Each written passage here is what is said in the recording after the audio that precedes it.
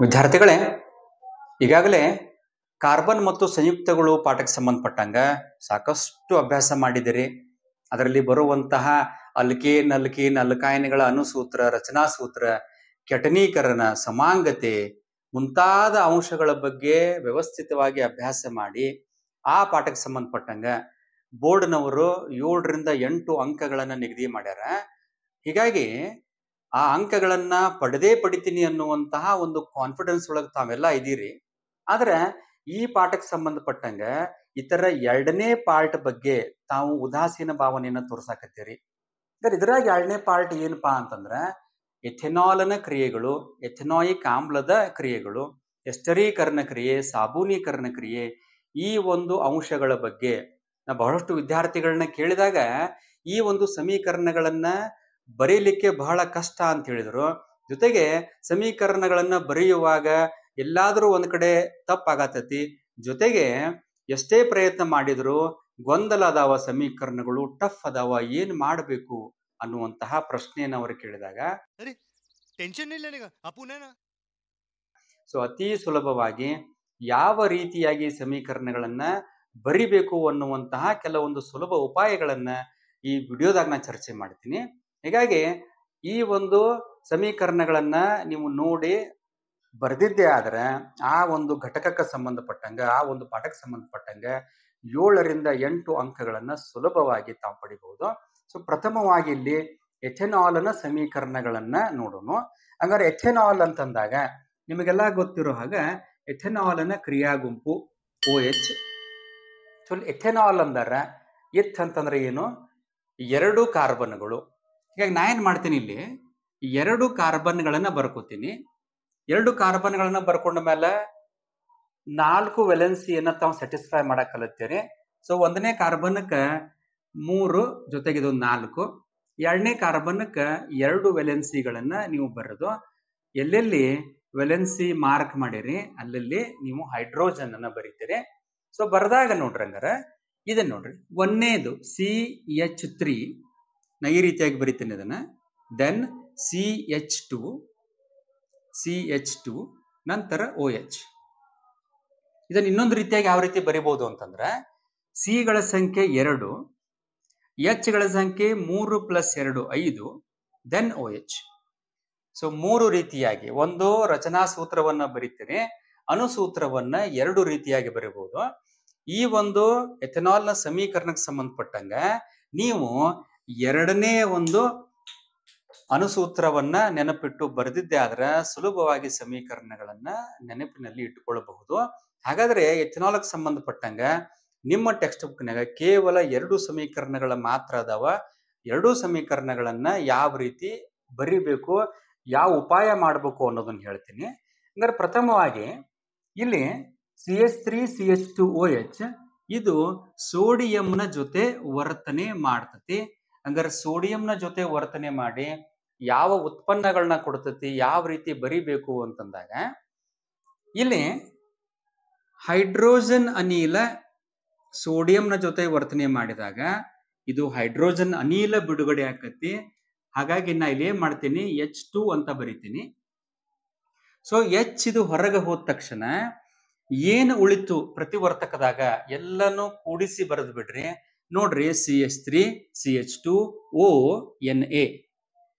ಉಳಿದಂತಹ ಎಲ್ಲ ಸಂಗತಿಗಳನ್ನ CH3 CH2ONA ಅಂತ ಬರೆದು ಬಿಟ್ರೆ ನಿಮ್ಮ ಸಮೀಕರಣ 1ನೇದ್ದು ಎಥೆನಾಲ್ಗೆ ಸಂಬಂಧಪಟ್ಟಂಗ ಸುಲಭವಾಗಿ ಇದು ಬರೆಯಕ ನೀವು ಶಕ್ತರಾಕಿರಿ. ಇಲ್ಲಿ ಸಮೀಕರಣವನ್ನ ಸರಿದೂಗಿಸ್ರಿ. 2 2 2. ಈ ರೀತಿಯಾಗಿ ನೀವು 3 2 ಪ್ರತಿವರ್ತಕ ಒಂದು ಉತ್ಪನ್ನದ ಹಿಂದೆ 2 ಹಚ್ಚಿಬಿಟ್ರೆ ಸಮೀಕರಣ ಸರಿದೂಗ್ಬಿಡ್ತು. ಇಲ್ಲಿ ಬಂದಂತ ಉತ್ಪನ್ನಕ್ಕೆ ನಾವೇನಂತೀವಿ ಅಂತಂದ್ರೆ ಇದಕ್ಕೆ ಸೋಡಿಯಂ ಇಥಾಕ್ಸೈಡ್ ಅಂತ ಕರಿತೀವಿ. ಇಲ್ಲಿ ಏನ್ ಮಾಡ್ರಿ, ನೀವು ಉತ್ಪನ್ನಗಳ ಹೆಸರನ್ನ ನೆನಪಿನಲ್ಲಿ ಇಡಬೇಕು. ಇದರ ಹೆಸರು ಸೋಡಿಯಂ ಇಥಾಕ್ಸೈಡ್. ಪ್ರಥಮ ಸಮೀಕರಣ ನಮ್ದು ಈಸಿಯಾಗಿ, ಇಟ್ ಇಸ್ ಸೋ ಸಿಂಪಲ್, ಈಸಿಯಾಗಿ ಇದನ್ನ ನಾವು ಬರೆದ್ವಿ. ಈಗ ನೆಕ್ಸ್ಟ್ ಇನ್ನೊಂದು 2ನೇ ಸಮೀಕರಣ CH3 CH2OH. ಇದು ಸಾರಯುತ ಸಲ್ಫುರಿಕ್ ಆಮ್ಲದೊಂದಿಗೆ ವರ್ತನೆ ಮಾಡಿದಾಗ ಉತ್ಪನ್ನಗಳನ್ನ ಯಾವ ರೀತಿ ಬರಿಬಹುದು ಅಂತಂದ್ರ, ನೆನಪಿಡ್ರಿ, ಸಾರಯುತ ಸಲ್ಫುರಿಕ್ ಆಮ್ಲ ಅಥವಾ ಯಾವುದೇ ಆಮ್ಲ ಆಗಿರಬಹುದು, ಆಮ್ಲದ ಗುಣ ಏನು ಅಂದ್ರೆ ಅದು ನೀರನ್ನ ಬೇಡತತಿ, ಅದು ನೀರನ್ನ ಹೊರಸೆಳೆಯುವಂತ ಪ್ರಯತ್ನ ಮಾಡತತಿ, ಅದಕ್ಕೆ ನಿರ್ಜಲಕಾರಕಗಳು ಅಂತ ಕರೀತಾರೆ. ಹಂಗಾರೆ ಈ ಒಂದು ಇಥೆನಾಲ್ದಾಗ ಈ ಆಮ್ಲ ಏನು ಮಾಡತತಿ ಅಂದ್ರೆ ಇದ್ರಾಗಿರುವಂತಹ ನೀರನ್ನ ಹೊರಸೆಳೆಯುವಂತ ಪ್ರಯತ್ನ ಮಾಡತತಿ. ಹಂಗಾರೆ ಇದ್ರಾಗಿರುವಂತ ಒಂದು ನೀರನ್ನ ನಾವು ಹೊರಗಡೆ ಹಾಕೋಣ. ಹಂಗಾರೆ ನೋಡ್ರಿ, ಇಲ್ಲಿ OH ಏನೈತಿ, ಸೊ ಈ ಒಂದು OH ಒಳಗ ಇದಕ್ಕೆ ಇನ್ನೊಂದು H ಸಿಕ್ಕಿಬಿಟ್ರ H2O ಆಕತಿ, ಇದಕ್ಕೆ ಒಂದ್ H ಬೇಕಾಗೈತಿ. ಹಂಗಾರೆ ಏನ್ ಮಾಡ್ರಿ, ಈ CH3 ಒಳಗ ಇದ್ರಾಗಿರುವಂತ ಒಂದ್ H ಅನ್ನ ಈ CH3 ಒಂದ್ H ಬಿಟ್ಟು ಕೊಡ್ತತಿ. ಇದು ಒಂದ್ H, ಇದೊಂದ್ H, ಎರಡು H ಆದ್ರೆ H2 ದೆನ್ EO. ಸೊ ನೀರೇನಾಯ್ತು ಇಲ್ಲಿ, ಸೊ ನೀರು ನಿರ್ಜಲಕಾರಕವಾದಂತಹ ಸಲ್ಫುರಿಕ್ ಆಮ್ಲ ನೀರನ್ನು ಹೊರ ಹಾಕಿದ ಮೇಲೆ ಉಳಿದಂತಹ ಸಂಗತಿಗಳನ್ನ ಬರೆದು ಬಿಡ್ರಿ. ಹಂಗಾರ ಸೂಕ್ಷ್ಮವಾಗಿ ನೋಡ್ರಿ, CH3 ಒಳಗ ಒಂದ್ H ಹೊರಗಡೆ ಹೋಗೈತಿ, ಹಾಗಾಗಿ ಉಳಿತೇನು ಅಂದ್ರೆ CH2 ಉಳಿತಿಲ್ಲೇ. ಹಂಗಾರಲ್ಲಿ CH2 ಸಿಂಗಲ್ ಬಾಂಡ್, ಇಲ್ಲೇನೈತಿ ಅಂತಂದ್ರೆ CH2 ಐತಿ. ನೋಡ್ರಿ ಎಷ್ಟು ಸಿಂಪಲ್ ಆಗಿ ನೀವು ಸಮೀಕರಣಗಳನ್ನ ಬರೀಬಹುದು. CH2 ಸಿಂಗಲ್ ಬಾಂಡ್ CH2 ಬರದ ತಕ್ಷಣ ಸ್ವಲ್ಪ ಅಲ್ಕೇನ್ ಅಲ್ಕೈನ್ಗಳ ಸೂತ್ರಗಳನ್ನ ನೆನಪು ಮಾಡ್ಕೋರಿ. ಇದನ್ನ ನಾ ಇಲ್ಲಿ ಕೂಡಿಸಿ ಬರಿತೇನೆ, C2H4. ಸೊ C2H4 ಅಂತ ಬರೆದಾಗ ಇದು ಅಲ್ಕೇನ್ ಆರ್ ಅಲ್ಕೈನ್. ಸ್ವಲ್ಪ ವಿಚಾರ ಮಾಡ್ರಿ, ಕಾರ್ಬನ್ ಎಷ್ಟ್ ಅದಾವ ಅದನ್ನ ಡಬಲ್ ಮಾಡ್ಯಾರ. ಹಂಗಾರೆ ಕಾರ್ಬನ್ ಅನ್ನು ಡಬಲ್ ಮಾಡಿದಾರ ಅಂತಂದ್ರ ಇದು ಅಲ್ಕೀನ್ ಆಕತಿ. ಹಂಗಾರೆ ಅಲ್ಕೀನ್ ಆದಾಗ ಈ ಸಂದರ್ಭದಾಗ ಇದ್ರ ಹೆಸರು ಓದ್ರಿ ಅಂತಂದ್ರ ಎರಡು ಕಾರ್ಬನ್ ಅದಾವ, ಇತ್ ಆಕತಿ. ಅಲ್ಕೀನ್ ಅಂದಾಗ ಇಥೀನ್ ಆಕತಿ. ಹಂಗಾರೆ ಇದು ಇಥೀನ್ ಆಯ್ತು. ಹಂಗಾರೆ ಇಥೀನ್ ಅಂತ ಬಂದಾಗ ಎರಡು ಕಾರ್ಬನ್ಗಳ ಮಧ್ಯೆ ಒಂದು ಡಬಲ್ ಬಾಂಡ್ ಬರಬೇಕು ಅನ್ನುವಂತ ಸಂಗತಿಯನ್ನ ತಾವೆಲ್ಲ ಈಗಾಗಲೇ ಅಭ್ಯಾಸ ಮಾಡಿದಿರಿ. ಹೀಗಾಗಿ ಇದರ ಮಧ್ಯೆ ನಾವೊಂದು ಡಬಲ್ ಬಾಂಡ್ ಕೊಟ್ನಿ ಅಂತಂದ್ರ ಇಲ್ಲಿ ಇಥೀನ್ ಫಾರ್ಮೇಶನ್ ಆಯ್ತು. ಹಂಗಾರ ನಮ್ಮ ಎಥೆನಾಲ್ನ ಎರಡನೇ ಸಮೀಕರಣ ಕೂಡ ಸುಲಭವಾಗಿ ಇದು ಮುಗೀತು. ಹಂಗಾರೆ ನೀವೇನು ಮಾಡ್ರಿ, ನಾ ಯಾವ ರೀತಿಯಲ್ಲಿ ಮಾರ್ಕ್ ಮಾಡೀನಿ ಈ ರೀತಿ ಮಾರ್ಕ್ ಮಾಡಿ ನೀವು ಹೇಳ್ತಾ ನೀವಾಗೆ 2 ರಿಂದ 3 ಸಲ ಸಮೀಕರಣಗಳನ್ನ ಬರೆದಿದ್ದೆ ಆದ್ರೆ ಅತಿ ಸುಲಭವಾಗಿ ನೀವು ಎಥೆನಾಲ್ನ ಎರಡೂ ಸಮೀಕರಣಗಳನ್ನ ನೆನಪಿನಲ್ಲಿ ಇಡಬಹುದು. ನೆಕ್ಸ್ಟ್ ಬರುವಂಥದ್ದು ಎಥೆನಾಯಿಕ್ ಆಮ್ಲದ ಸಮೀಕರಣಗಳು.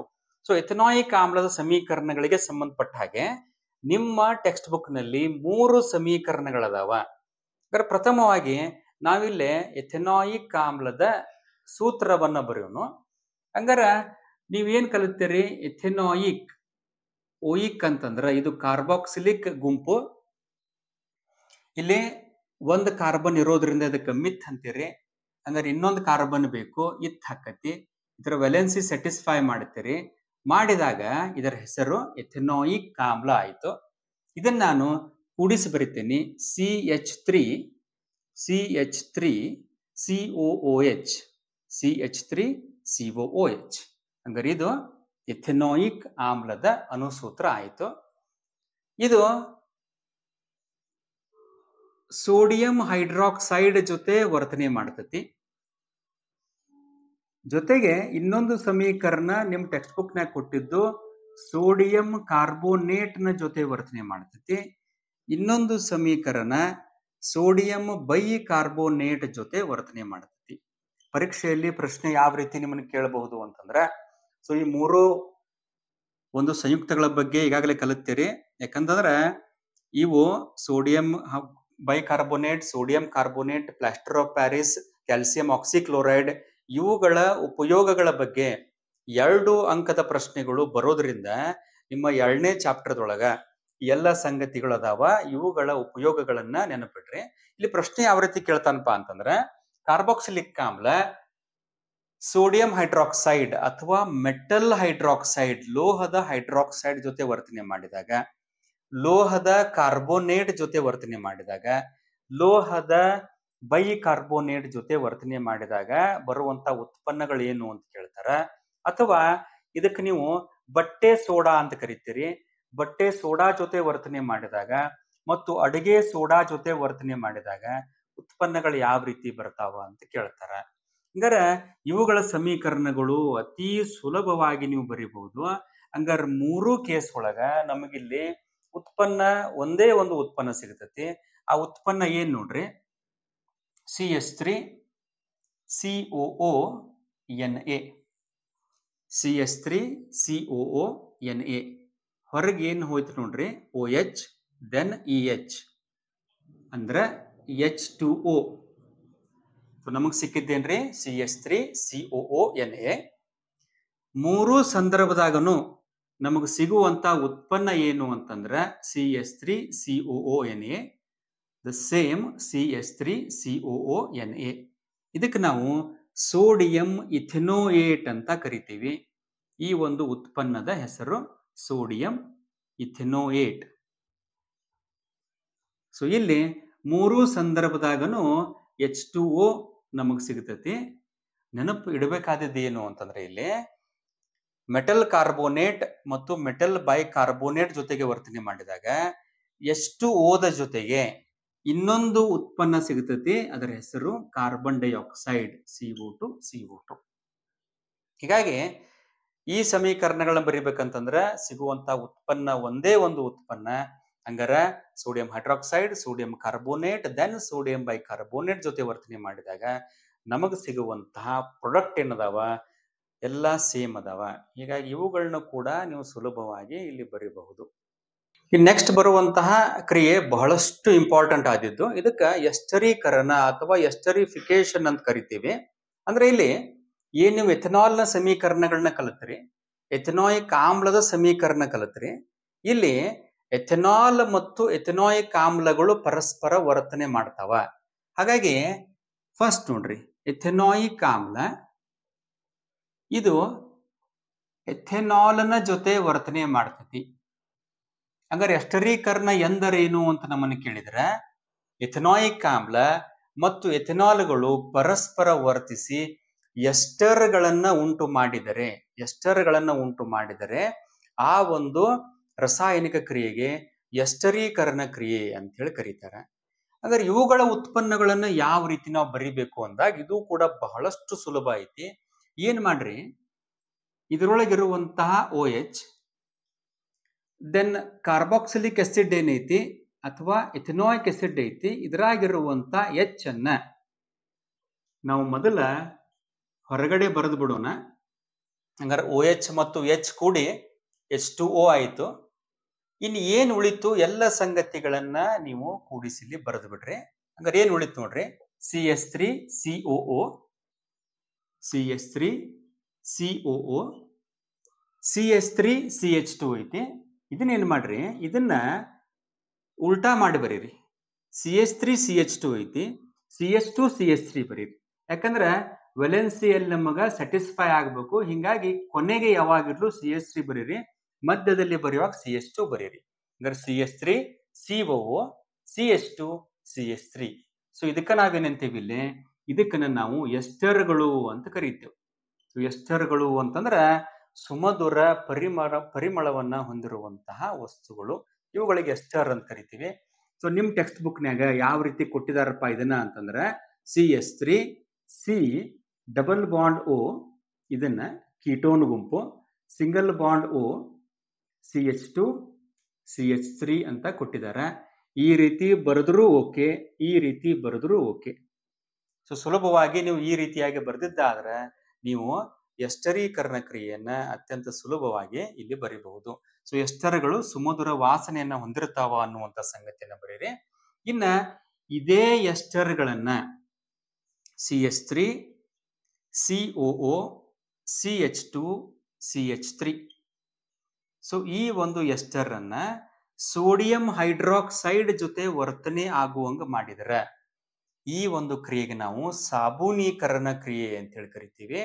ಹಂಗಾರೆ ಈ ಸಮೀಕರಣವನ್ನ ಯಾವ ರೀತಿ ಬರಿಬೇಕು ನೋಡ್ರಿ, ಉತ್ಪನ್ನಗಳನ್ನ ಯಾವ ರೀತಿ ನೀವು ಬರಿಬೇಕು ಅಂತಂದಾಗ ಇದ್ರೊಳಗೆ ಏನ್ ಮಾಡ್ರಿ, ಎರಡು ಪಾರ್ಟ್ಗಳನ್ನ ಮಾಡ್ಕೋರಿ.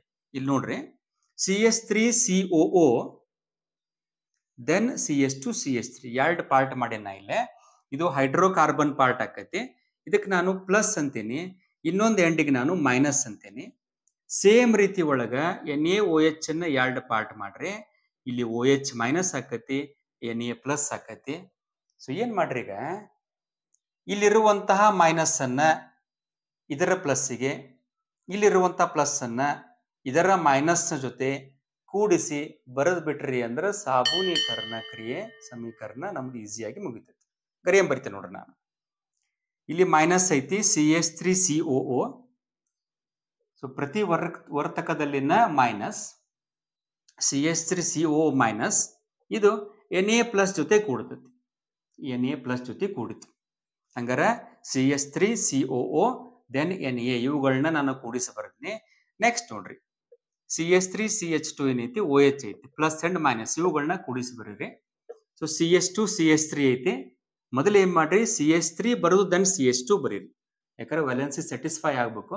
CH3CH2 ಇದನ್ನ ದೆನ್ OH. ಸೊ ಈ ರೀತಿಯಾಗಿ ನೋಡ್ರಿ. ಹಂಗಾರ ನಮಗ ಎಸ್ಟರ್ಗಳು ಸೋಡಿಯಂ ಹೈಡ್ರಾಕ್ಸೈಡ್ ನ ಜೊತೆ ವರ್ತನೆ ಮಾಡಿದಾಗ ಉಂಟಾಗುವಂತಹ ಸಮೀಕರಣಕ್ಕೆ ನಾವೇನಂತೀವಿ, ಸಾಬೂನೀಕರಣ ಕ್ರಿಯೆ ಅಂತ ಕರಿತೀವಿ. ನೀವು ಅಬ್ಸರ್ವ್ ಮಾಡಬಹುದಿಲ್ಲೇ, ನಮಗ ಮತ್ತೆ ಪುನಃ ಏನ್ ಸಿಕ್ತಪ್ಪ ಅಂದ್ರೆ CH3CH2OH ಅಂತಂದ್ರ CH3CH2OH. ನಮಗ ಪುನಃ ಏನಾಯ್ತಿಲ್ಲಿ, ನಮಗ ಎಥನಾಲ್ ಸಿಕ್ತು. ಜೊತೆಗೆ ಇದು ಸೋಡಿಯಂನ ಕಾರ್ಬಾಕ್ಸಿಲಿಕ್ ಲವಣ, ಸೋಡಿಯಂನ ಕಾರ್ಬಾಕ್ಸಿಲಿಕ್ ಲವಣ ನಮಗೆ ಸಿಕ್ತು. ಸೊ ಈ ರೀತಿಯಾಗಿ ನಾವು ಬರೆದಿದ್ರ ಇದಕ್ಕೆ ನಾವೇನಂತೀವ್ರಿ, ಸಾಬೂನೀಕರಣ ಕ್ರಿಯೆ ಅಂತೇಳಿ ಕರಿತೀವಿ. ಸೊ ಪರೀಕ್ಷಾ ದೃಷ್ಟಿಯಿಂದ ಈ ಒಂದು ಅಂಶದ ಮೇಲೆ 3 ಅಂಕದ ಪ್ರಶ್ನೆಗಳನ್ನ ಕೇಳ್ತಾನೆ. ಹೀಗಾಗಿ ನಾ ಯಾವ ರೀತಿ ಮಾರ್ಕ್ ಮಾಡಿ ಸಮೀಕರಣಗಳನ್ನ ಬರೆದ್ದೇನೆ, ಈ ರೀತಿಯಾಗಿ ನೀವು ಈ ಸಮೀಕರಣಗಳನ್ನ ಈ ರೀತಿ ಮಾರ್ಕ್ ಮಾಡಿ ನೀವು ನಿಮಗ ಹೇಳ್ಕೊಳ್ತಾ ಏನ್ ಮಾಡ್ರಿ, ಸಮೀಕರಣಗಳನ್ನ ಬರೆದ್ರಿ ಅಂತಂದ್ರೆ ಈ 4 ಸಮೀಕರಣಗಳು ಸುಲಭವಾಗಿ ನೀವು ಬರಿಬೇಕು. ಹೀಗಾಗಿ ವಿದ್ಯಾರ್ಥಿಗಳೇ, ಯಾವ ಅಂಶವನ್ನು ನೆಗ್ಲೆಕ್ಟ್ ಮಾಡಬೇಡ್ರಿ.